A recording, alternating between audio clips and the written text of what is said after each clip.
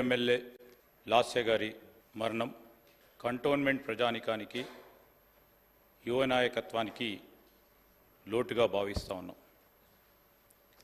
సాయన్న గారి ముగ్గురు కూతుర్లో చిన్నవారైన లాస్య గారు మొదటగా 2015లో పికెట్ నుంచి వార్డ్ మెంబర్గా పోటీ చేయటం, 2016లో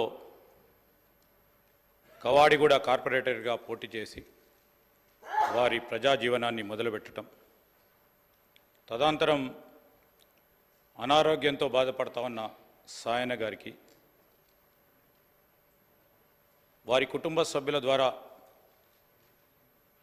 కంటోన్మెంట్ ప్రజలకు సేవలు అందించాలని భావించి మరి చాలా చురుకుగా ఆ ప్రాంత ప్రజలకు సేవలు అందించిన వ్యక్తిగా పేరుగాంచారు.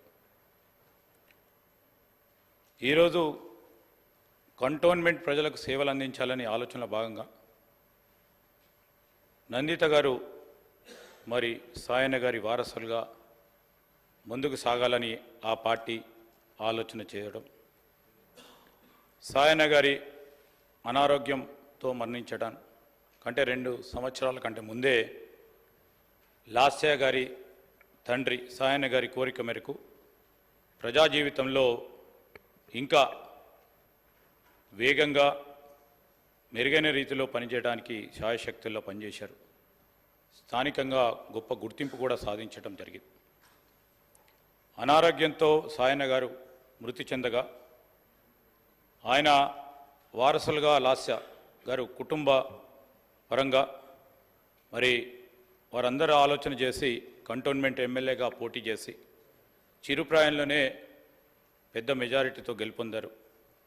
దురదృష్టవశాత్తు రోడ్డు ప్రమాదంలోనే వారు మన అందరి దగ్గర నుంచి దూరం కావటం చాలా విషాదకరం. శ్రీ సాయన్న గారి వారసత్వాన్ని కొనసాగిస్తూ